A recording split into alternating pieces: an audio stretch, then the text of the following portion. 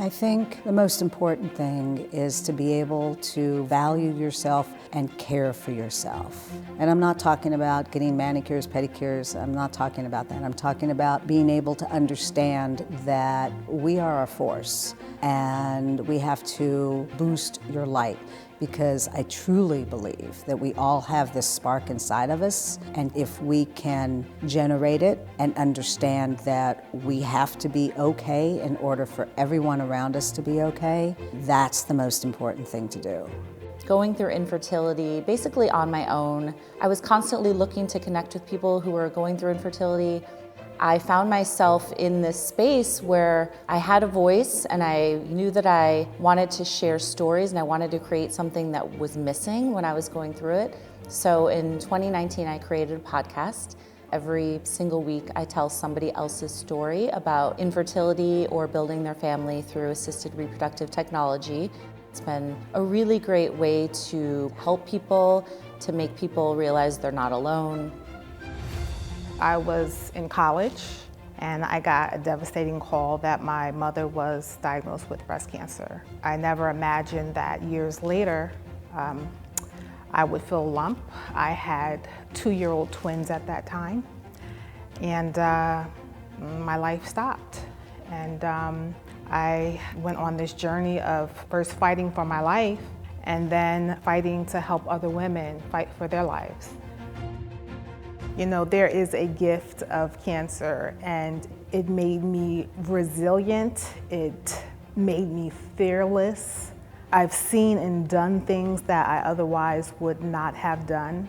I'm not even sure I knew in my 30s and 40s what the happy ending looked like. I was diagnosed in my early 30s with hypertrophic cardiomyopathy. It had a different name at that time, and there was not very much known about it.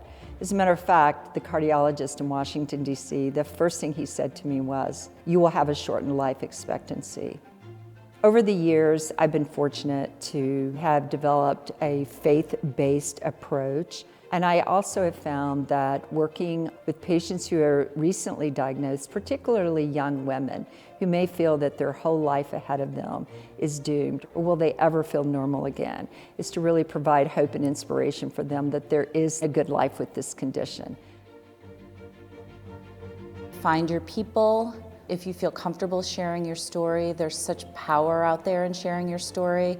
It's so cool that everybody who is a part of this event has their own special passion, and a lot of people have turned their pain into their passion. I hope to just let women know to take charge of their health, to be aware of their bodies, make sure you get your yearly mammograms, and then ask questions if you're uncertain about what's going on.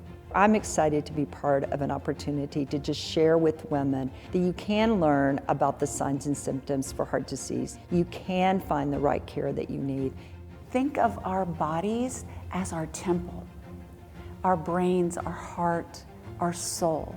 And when we fulfill all of those things, we are able to move forward in any path we really choose. Every day I grow and grow. You know, I have my ebbs and flows. Sometimes I'm feeling really good and sometimes I don't feel good. I practice yoga, I meditate, I journal, and one of the biggest things is asking for help. We love Let's Talk because it gives women, not only at NJPAC, but women of New Jersey and the surrounding area, an opportunity to talk about conversations that women usually don't share. But we provide a safe space for them to share things that are hard and how they've made it through and how they've survived.